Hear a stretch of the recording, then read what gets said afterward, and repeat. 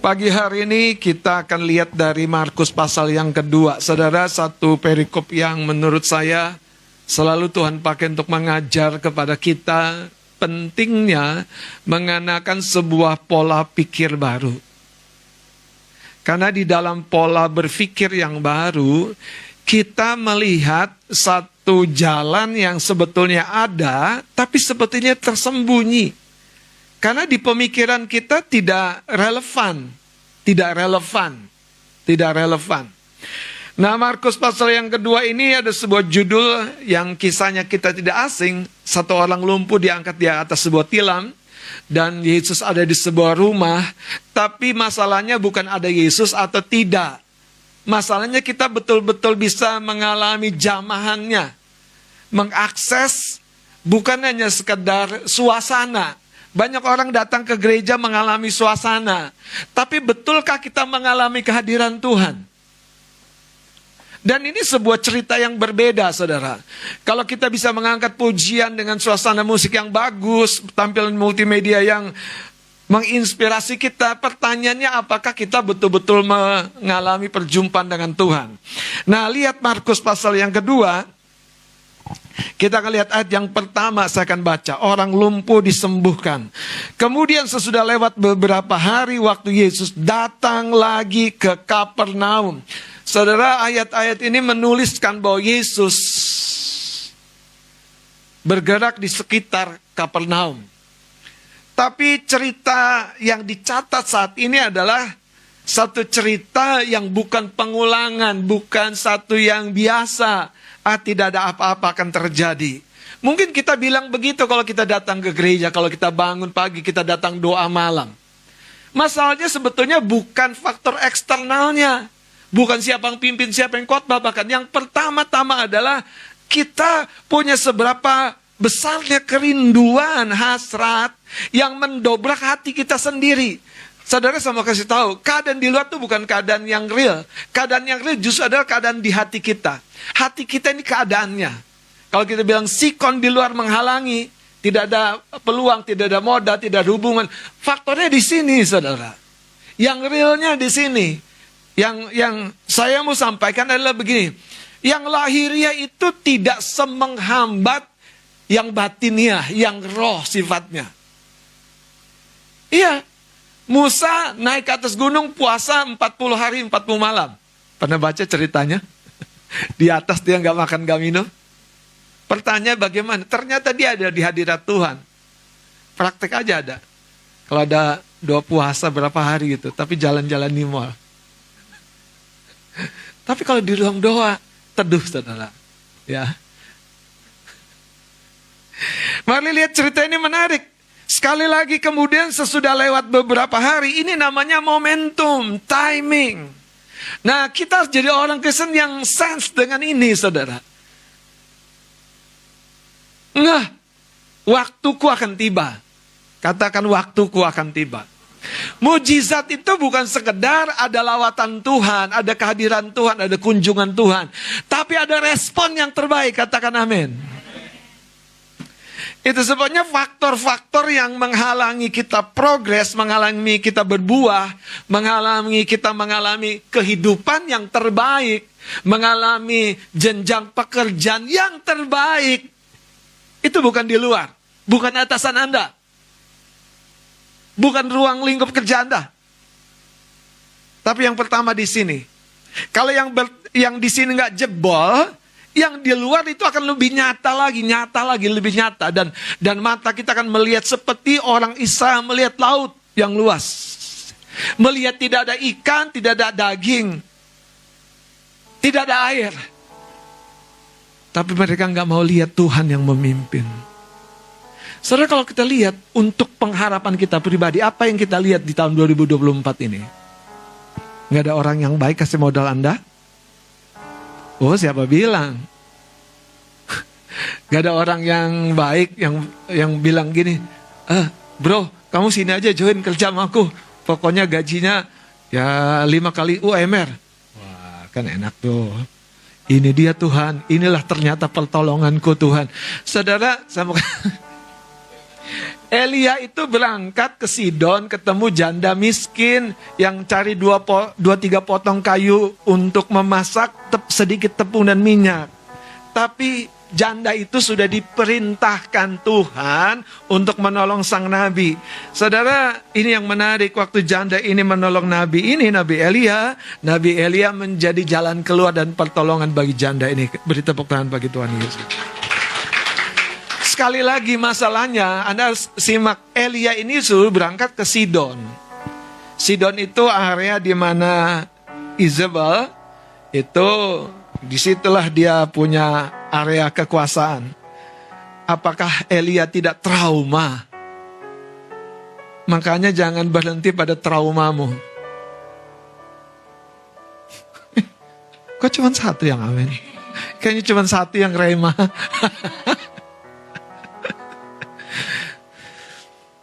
Anda nih, pernah trauma gak ke bengkel? Saya pernah. Ternyata bengkel yang saya trauma itu jalan keluar buat mobil saya. Pernah trauma gak pakai motor Anda? Trauma. Gedebuk, bangkit lagi. Ya kan? Gedebuk, jatuh lagi, bangkit lagi.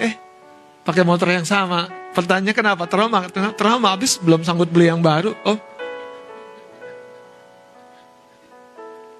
coba lihat cerita ini.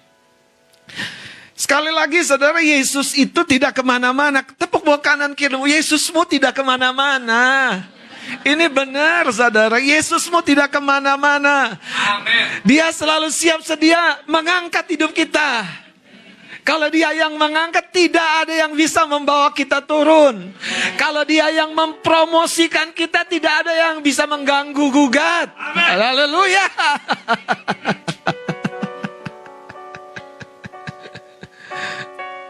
Mari kita lanjutkan saudara. Ayat yang pertama, tersiarlah kabar bahwa ia ada di rumah. Ia ada di rumah, di Kapernaum. Maka datanglah orang-orang berkerumun, sehingga tidak ada lagi tempat, bahkan di muka pintu pun. Jadi extension saja tidak ada. Halaman saja tidak ada. Tapi menarik saudara, 4 orang ini, saya bilang bukan tidak kehabisan akal.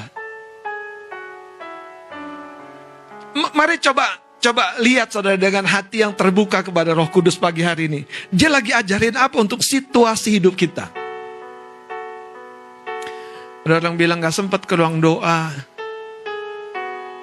Saya sering bilang, kalau udah sakit perut, emang sempat ke kantor lagi? Beser-beser gitu, dari pagi udah 6 kali. Putuskan langsung, aku tidak ke kantor. Kita suka mengutamakan yang sebetulnya akibat. Coba utamakan yang memang sepatutnya kita utamakan, yaitu mencari Tuhan. Jangan mencari Tuhan udah hancur, udah bokeh, udah gak ada pertolongan lain. Baru aku menyerah Tuhan, angkat lagunya. Aku berserah. Kayaknya rema sekali lagu itu ya. Referennya 2 kali lagi dong Kak nih. Aku berserah. Kata Tuhan jangan berserah aja, kerja. Kerja yang benar. Kerja yang rajin. Cerita ini saudara harusnya menggugah kita. Tuhan ada. Tapi apakah kita tadi membiarkan yang di dalam ini sempit? Mau Anda melihat ada pengharapan, tapi yang di sini ya sempit. Pengharapan itu nggak bisa memasuki ruang hati Anda sepenuhnya. Mari ayat yang kedua, maka datanglah orang-orang berkerumun sehingga tidak ada lagi tempat, tidak ada lagi peluang, tidak ada lagi jalan, bahkan di muka pintu pun tidak. Sementara ia memberitakan firman kepada mereka. Saudara, jangan suka menyalah-nyalahkan Tuhan kalau Anda sendiri tidak tahu sikonnya. Kadang-kadang kita suka menyalah-nyalahkan Tuhan. Tuhan gak peduli, Tuhan gak lihat, Tuhan gak jawab doaku. Lihat cerita ini saudara. Ayat 3 kita akan baca sama-sama. 2, 3. Ada orang-orang datang membawa kepadanya seorang lumpuh digotong oleh 4 orang. Terus, tetapi mereka tidak dapat membawanya kepadanya karena orang banyak itu. Lalu mereka membuka atap yang sudah terbuka. Mereka menurunkan tilam tempat orang lumpuh itu terbaring. Berhenti sampai di situ. Ayat 3, ada orang-orang datang membawa kepada Yesus orang lumpuh, digotong oleh 4 orang. Ini situasinya tentu berbeda saudara ya. Ini satu keadaan yang sangat darurat. Digotong oleh 4 orang di atas tilam ya. Dan ketika suasana yang hiruk pikuk dengan banyaknya orang di rumah tempat Yesus singgah itu, mereka berhenti pada satu titik yang namanya tidak bisa. Nggak ada jalan. Nggak ada peluang. Langit nggak terbuka. Burung gagak nggak datang. Orang maju apalagi mau bawa persembahan, nggak ada tuh. Dari manakah datang pertolongan Tuhan? Ya dari Tuhan. Kok nanya aneh? Maka kita, dari mana datang pertolonganmu Tuhan? Tapi lihat orang kaya. Lihat pengusaha. Ya datang dari Tuhan dong. Lihat hamba Tuhan. Pak Gembala sih gak punya waktu besukin saya. Makanya saya lemah. Nyalain Pak Gembala pula lemah. 4 orang yang membawa 1 orang lumpuh ini tidak punya banyak waktu. Tidak punya banyak waktu. Tidak punya banyak waktu. Anda jadi orang yang begitu gak sih? Kalau mau datang sama Tuhan tuh sekalian jeder gitu. 4 orang ini udah gotong dari rumah gitu ya. Bayangin dulu. Gotong. Mau masuk rumah gak bisa. Penuh. Kan mereka kompromi dong. Pulang. Gimana ya? Mungkin yang biasa di pasar itu, enak aja lu pulang, lu pikir ngangkat enteng. Terus gimana? Yang satu bilang, mikir dong. Yang satu lagi bilang, mana ya? Tapi saya percaya saudara, Tuhan tuh tidak sia-siakan otak kita. Makanya kita jangan sia-siakan otak kita. Tuhan tidak sia-siakan tenaga kita. Yang 4 orang itu. Makanya jangan sia-siakan. Untuk duduk-duduk, termangu. Nah, itu berharap-harap gak jelas. Tuhan tuh tidak sia-siakan kreativitas kita. Makanya kalau Anda dikasih kreativitas, kembangkan.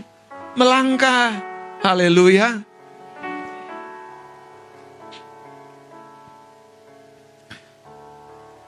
Saya ketemu satu orang bapak, anaknya 4, 3 apa 4 lupa saya.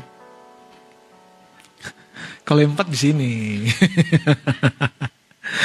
Jadi dia cerita bagaimana dulu dia melamar istrinya. Nggak tahu di mana letak rumahnya, dikelilingin satu komplek di mana dia tahu ada mobilnya. Aku cuma ingat mobilnya. Dikelilingi satu komplek. Dikelilingin, ketemu. Gak ketemu orangnya loh. Ketemu mobilnya, entah mirip atau apa pokoknya. Dia coba deketin, ada ibunya, mundur. Tapi dia lihat, wah kayaknya nih PDKT-nya lewat ibunya nih. Memang menantu-menantu yang baik biasanya sayang sama mertua. Haleluya. Dia deketin melalui mamanya. Sejak itu saudara, istilah saya ya, nggak ada tuh yang namanya jalan buntu, nggak ada tuh yang namanya. Makanya kalau kita mengerti jalannya, kita mengerti apa namanya tuh gangnya, kita mengerti jalur kesananya, yakinkan dirimu, tempuh prosesnya. Sekarang ayo tanya. Untuk menuju sebuah kehidupan yang berbuah. Saya mau ngomong yang kemarin 3 kelompok besar. Yang pertama hubungan. Anda disukai oleh manusia, dikasih oleh manusia, dan dikasih oleh Allah. Anda bukan hanya baik. Anda ngomong aja jadi berkat. Aroma tubuhmu aja jadi berkat. Dandananmu aja jadi berkat. Senyummu ada meluluhkan hati yang gundah gulana. Jadi berkat. Apalagi dompetnya kan.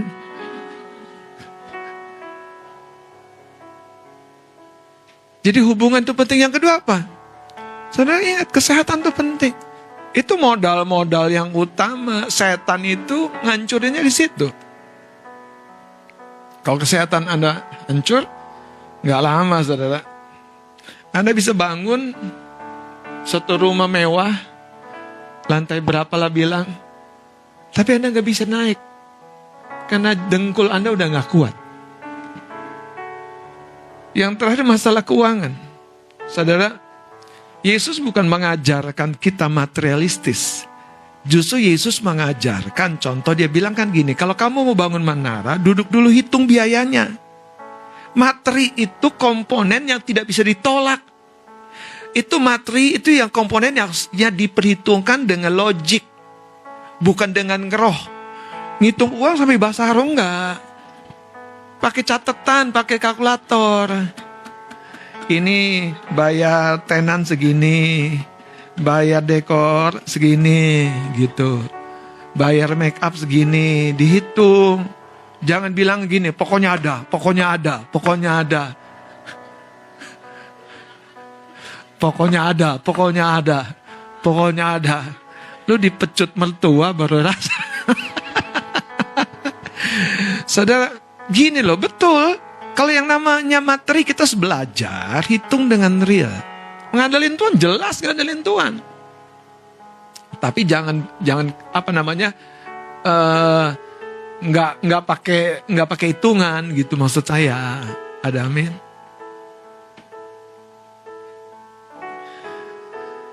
Jadi ingat, kami mau nikah, semua udah beres, tinggal satu yang terakhir.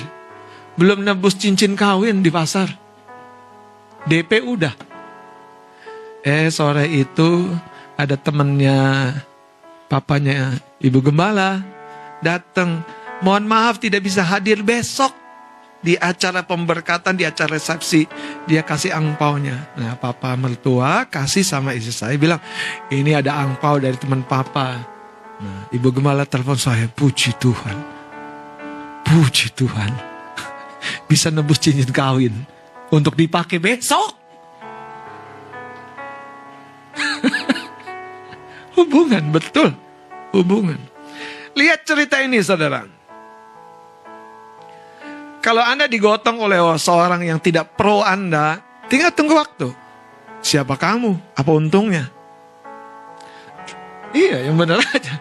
Tapi kalau Anda didukung oleh 4 orang yang pro Anda, makanya gini kekasih-kekasih Tuhan, hubungan itu berharga banget loh. Jangan bangun hubungan tuh kalau sempat, kalau ingat. Sengajakan. Menurut saya orang Batak tuh patut ditiru. Bahkan sekalipun agak-agak, tidak nyaman. Ya, ngeri-ngeri sedap. Karena orang Batak itu namanya kekerabatan harus dijalin, harus dijaga, harus dipaksa, harus diupayakan. Coba bayangkan kalau 4 orang ini tidak pro Anda. Gak ada jalan, gak ada peluang. Dia cuman asyir yang gajiannya belum datang lagi. Gotong, enak aja. Tapi puji Tuhan saudara, makanya kalau kita punya hubungan seperti itu, saya berdoa saudara, Anda tangkap lebih dalam lagi, jangan sia-siakan orang-orang. Karena kalau Anda baca cerita ini, dari mana 4 orang itu? Apa untungnya? Dan ternyata kalau Anda baca, si lumpuh itu memang orang berdosa, orang kacauan. Orang kacauan. Nolong orang yang kayak gini yang bikin masalah terus. Tapi 4 orang itu tidak menyerah. Nah, saya percaya dari cerita ini, kalau Anda punya satu tuh Modal yang pertama hubungan. Pertahankan dengan baik. Karena tiba waktunya hubungan itu yang akan menjadi perisai. Saudara, Abraham pergi berperang, tapi dia tidak sendirian. Ada teman-teman, Anda baca sendiri, yang mendampinginya. Waktu dia membela siapa? Keponakannya Lot, yang sebetulnya sudah lupa sama pamannya Abraham. Tapi menurut saya, Abraham itu sukses karena hubungan juga salah satunya. Dulu saya orang yang suka sebel, baper. Kalau ada murid, ada jemaat, kan ini keluarga sendiri. Saya cerita udah berubah, dinasehatin, ditolong, tapi giliran hari libur, blus, hilang dari peredaran. Nggak ada info, nggak ada kabar, kemanakah dia? Saya harus bertanya dengan Roh Kudus. Tuhan, kemanakah dia? Saya berdoa. Padahal kalau kita baik-baik ya, Om saya permisi dulu ya. Bang, saya pamit dulu ya. 4 orang ini apa untungnya? Karena coba lihat saudara, lihat ayat 5-nya, baca sama-sama 2, 3. Ketika Yesus melihat iman mereka yang menggotong itu, terus? Nah, Yesus ngomong kepada, berbahagialah kalau ada komunitas yang mendukung Anda begitu solid.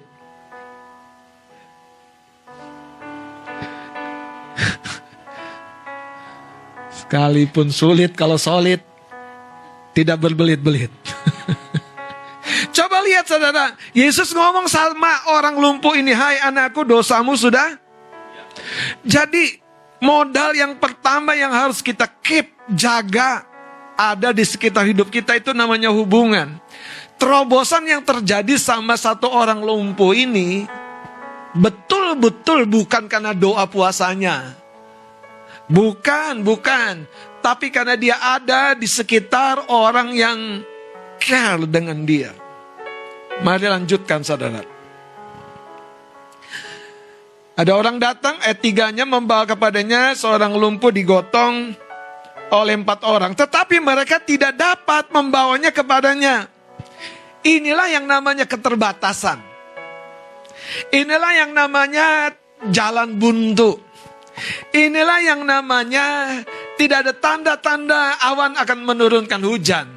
Tidak ada tanda-tanda kita akan melihat sesuatu yang baik di tahun 2024 ini. Tidak ada jalannya dari mana kita ketemu yang kita harapkan. Tetapi Tuhan selalu siap membuat jalan ketika orang-orang yang berharap kepadanya, hatinya itu merdeka. Hatinya mau belajar mencoba. Hatinya mau mengikuti dorongan di dalam. Hatinya mau mengikuti jalan yang bukan di luar yang pertama, tapi jalan yang di dalam. Ada jalan kok, aku belum tahu, tapi aku tahu ada jalan. Ada solusi. Aku pasti ketemu. Ikuti itu, saudara. Ayat 4 berikutnya, lalu mereka membuka atap yang di atasnya Yesus di mana ada di bawah di rumah itu. Sesudah terbuka mereka menurunkan tilam, tempat orang lumpuh itu terbaring. Jadi Anda harus baca konteksnya nih. 4 orangnya nggak turun ya. Setuju ya? 4 orangnya di atas ya. Tapi Yesus lihat 4 orangnya loh. 4 orang yang mendukung mungkin di ruang doa mendukung Anda. Ingat saudara, connect-lah dengan orang-orang yang seperti ini. Dia menabur bukan hanya materi, lebih daripada itu. Sesudah terbuka mereka menurunkan tilam tempat orang lumpuh itu terbaring. Ketika Yesus melihat iman mereka, berkatalah ia kepada orang lumpuh itu, hai anakku, dosamu sudah diampuni. Tetapi di situ ada juga duduk beberapa ahli Taurat. Mereka berpikir dalam hatinya, mengapa orang ini berkata begitu? Ia menghujat Allah. Siapa yang dapat mengampuni dosa selain daripada Allah sendiri? Jangan berat-beratkan dirimu dengan dosa. Datang sama Tuhan. Bereskan dirimu sungguh-sungguh. buat Tuhan, bukan dosa lagi masalahnya. Tapi ketika hatimu tertutup, ketika hatimu dingin dengan dia. Ayat ini selanjutnya dikatakan begini saudara, ayat 8-nya. Tetapi ia segera mengetahui dalam hatinya bahwa mereka berpikir demikian. Lalu ia berkata kepada mereka, mengapa kamu berpikir begitu dalam hatimu? Itu namanya ngebatin, berpikir dalam hati saudara. Manakah lebih mudah mengatakan kepada orang lumpuh ini dosamu sudah diampuni, atau mengatakan bangunlah, angkatlah tilammu dan berjalan. Tetapi supaya kamu tahu, Tuhan suka mendemonstrasikan kasih-Nya. Supaya kamu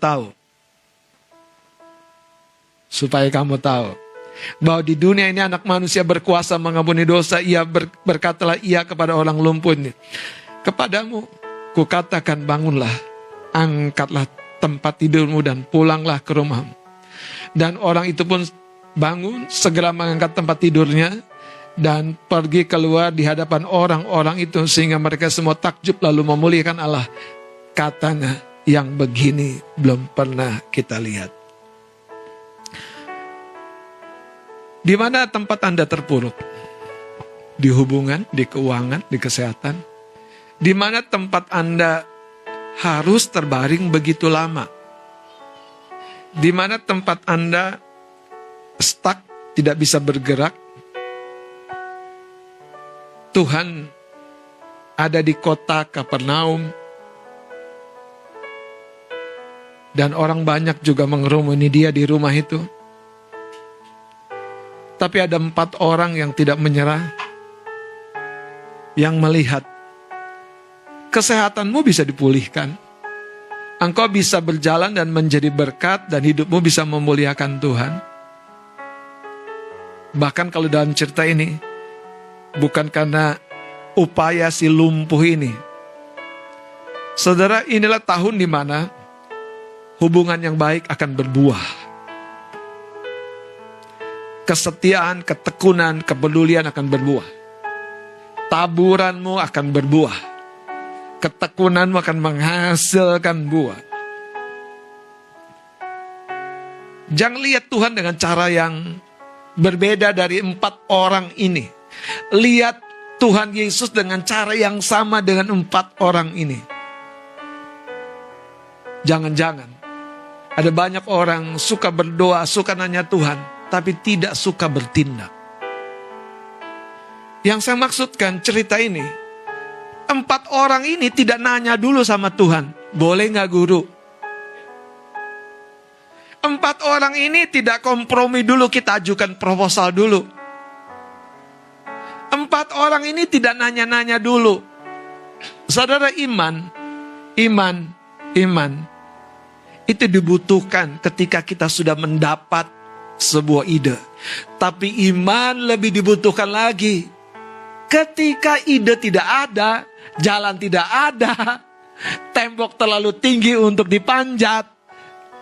Tapi iman membuat perbedaan dan perubahan. Hari ini saudara, situasi di dalam itu lebih penting kita kenali. Amin. Situasi di luar itu tidak seberat yang kelihatan. Oke. Mari kita lihat Yohanes pasal yang ke-6. Sedikit lagi saudara.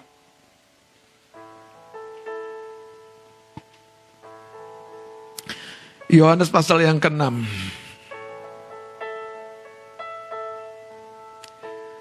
Wow.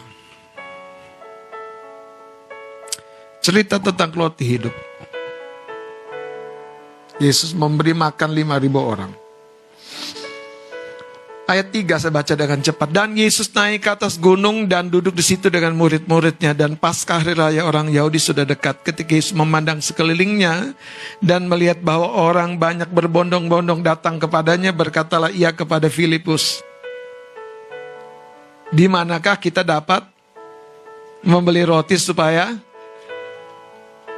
Coba teman-teman pemimpin baca ayat 6-nya. Haleluya. 2, 3. Hal itu dikatakannya untuk haleluya.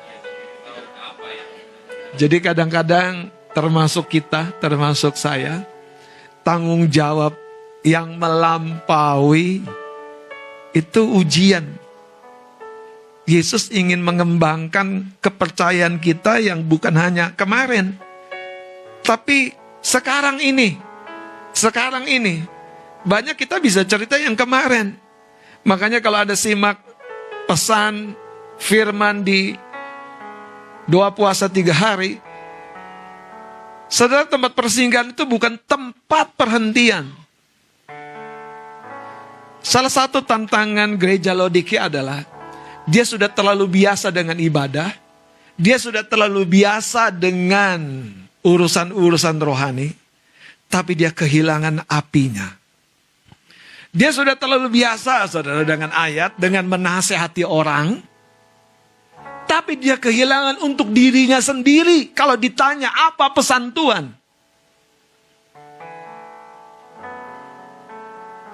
gereja Laodikia, gereja yang suam.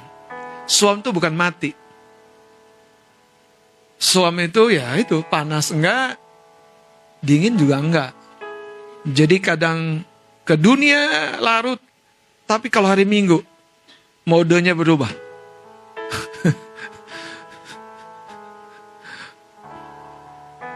Lihat cerita ini, saudara. Ayat 6-nya dikatakan, hal itu dikatakannya untuk mencobai dia sebab ia sendiri tahu apa yang hendak dilakukannya. Setiap proyek yang kita jalani hari ini, tahun 2024, kalaupun seperti cerita ini, kok Tuhan kayaknya tidak pro sama kita, saudara, tetap ada di dalam radius di mana kita bisa melihat matanya, kita bisa mendengar suaranya, kita bisa merespon. Ayat 7, perhatikan baik-baik. Jawab Filipus kepadanya. Ini yang tukang hitung-hitung ini pasti spontan. Langsung. Roti seharga 200 dinar tidak akan cukup untuk mereka ini. Halo, kita punya proyek nih. Ruangan ini harus mekar. Entah ke sana, entah ke sini. Entah ke sana yang lain. Sikonnya di luar itu bukan halangan, tapi yang di dalam ini, geloranya. 4 orang mengusung, 1 orang lumpuh, bilang, dari mana kita bisa ketemu Yesus, mengalami jamahannya. Tapi 4 orang ini, itu yang tadi saya bilang, udah harga mati, kepalang basah, kepalang nyebur. Tahu kata Pak Ahok? Kalau dalam sebuah sayembara, siapa yang bisa menyeberang sana? Ada buaya. Sana sediakan hadiah yang pokoknya menarik sekali. 1 orang tiba-tiba jebur aja, udah cepat-cepat berenang. Orang bertepuk tangan seorang, wah hebat banget kamu ya, bisa, berani kamu ya. Pas dia keluar dari kolam, dia tanya siapa? Siapa yang dorong aku? Jadi tugas saya, nah itu dia, haleluya. Tugas saya dorong, kecebur di kolam banyak buaya tadi tuh. Yesus tuh seperti ini maksud saya, coba lihat.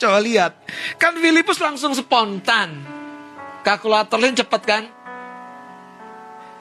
Karena dia udah ngomong uang, dia udah ngomong nominalnya, dia udah ngomong ini kebagian gak ya? Bayangkan saudara, udah langsung masalah distribusi dia langsung tahu. Pokoknya ini mantap sekali si Filipus ini. Iya. Tapi yang kayak gini nanti Anda harus tahu. Ini orang-orang yang hebat. Lanjut ya. Oh, sekalipun masing-masing mendapat sepotong kecil saja, seorang dari murid-muridnya yaitu Andreas, saudara Simon Petrus berkata kepadanya, di sini ada seorang anak yang mempunyai 5 roti jelai dan 2 ikan.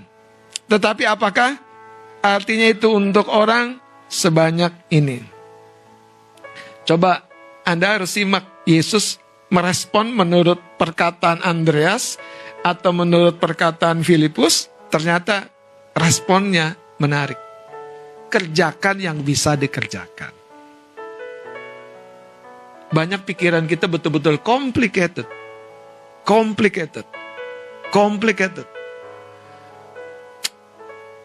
Complicatednya sampai kalau masuk gereja, maunya semuanya sempurna. Bapak Ibu Gembala sempurna, khotbahnya gak ada yang salah. Oh, tim multimedia gak ada yang terlambat. Gak nyindir, enggak. WL apalagi kan, wah, teksnya gak ada yang salah, gak ada kelewat. Pokoknya gereja itu sempurna. Pemain musik, wah, gak ada cacat celahnya. Waktu genjreng hadirat Tuhan turun. Sound system apalagi, dari awal sampai akhir, gak ada tuh feedback. Gak ada tuh mendengung. Itu gereja idaman saya. Terus jemaatnya menyala-nyala berapi-api, gak ada yang ngantuk. Oh, itulah gereja saya. Oh, pokoknya luar biasa, AC-nya sejuk kayak gini nih. Itulah gereja saya. Asyirnya apalagi kalau salaman itu. Aduh, senyumnya itu sulit dilupakan. Sayangnya, saya mau kasih tahu saudara. Itu yang membuat kita tuh mimpi di siang bolong. Nah, yang saya mau kasih cerita adalah bangun dari mimpi itu. 4 orang yang mengangkat orang lumpuh tuh bangun dari mimpi. Kerja. Angkat. Lihat peluang. Setan aja cari celah dari hidup kita. Masa kita gak cari celah? Bener loh. Setan aja cari peluang. Kalau dia meleng kita hajar. Sebaliknya ke sekarang. Kalau setan meleng kita hajar. Tuhan senyum, kita maju. Anda nangkep sesuatu gak sih? Kenapa orang Kristen tuh kadang-kadang pikirannya complicated gitu? Itu yang saya coba sampaikan dari cerita 4 orang. Selalu ada jalan, selalu ada peluang. Masalahnya bukan sikon di luar, tapi di hati ini, saudara. Kita mau setting seperti apa?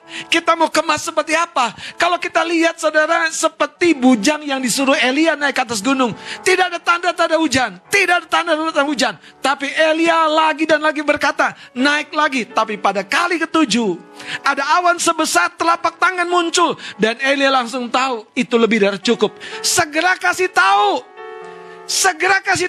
Karena hujan lebat akan datang. Banyak kita tunggu tanda-tanda yang menghebohkan. Tuhan senyum harusnya lebih daripada cukup. Tuhan melambai tangan buat masalahmu, itu lebih dari cukup. Yang kau harus pastikan, apa responmu? Apa langkahmu berikut? Apa? Karena itulah orang beriman. Saya tuntaskan di Yohanes pasal 6 ini. Ayat 10. Suruhlah orang-orang itu duduk. Adapun di tempat itu banyak rumput, maka duduklah orang-orang itu, kira-kira 5.000 laki-laki banyaknya. Lalu Yesus mengambil roti itu, mengucap syukur dan membagi-bagikannya kepada mereka yang duduk di situ. Demikian juga dibuatnya dengan ikan itu sebanyak yang mereka kendaki. Jangan bilang, itu kan Yesus Tuhan, makanya dia bisa melakukan itu. Kalau Anda belajar dengan lengkap, Yesus melakukan semua perkara ini bukan karena dia Tuhan, tapi karena dia diurapi roh Tuhan. Dia diurapi Roh Kudus. Makanya dia bilang, kita semua bisa melakukan pekerjaan-pekerjaan yang dia lakukan, bahkan lebih besar lagi, katakan amin. 4 orang yang mengusung 1 orang lumpuh, itu sebuah pesan. Kendalanya bukan di dalam. Kendalanya bukan di luar. Kendalanya di dalam. Kalau Anda tawar, kecut hati, Anda takut, Anda pesimis, Anda selalu merumitkan dirimu sendiri, hidup tidak akan bergerak dengan cara seperti itu. Yesus berkata, suruh orang itu duduk. Bayangkan murid-murid, oi duduk. 5.000 saudara, 5.000 duduk. Nggak ada toa. Jadi kalau masalah di sini beres, beres yang di luar. Nggak ada multimedia, gimana tuh dari ujung ke ujung lihat Yesus. Pokoknya jalanin aja. Sesuai dengan ritme dan timingnya Tuhan, yang terbaik akan menyongsongmu. Akan menyongsongmu. Kitanya jangan di tempat mandek. Haleluya. Mari lihat saudara cerita ini saya tuntaskan. Dan ayat 12, setelah mereka kenyang, ia berkata kepada murid-muridnya, kumpulkanlah potongan-potongan yang lebih, supaya tidak ada yang terbuang. Maka mereka pun mengumpulkannya dan mengisi 12 bakul penuh dengan potongan-potongan dari kelima roti jelai yang lebih setelah orang makan. Ketika orang-orang itu melihat mujizat yang telah diadakannya, mereka berkata, dia ini adalah benar-benar nabi yang akan datang ke dalam dunia. Kekasih-kekasih Tuhan, mari kita bangkit berdiri.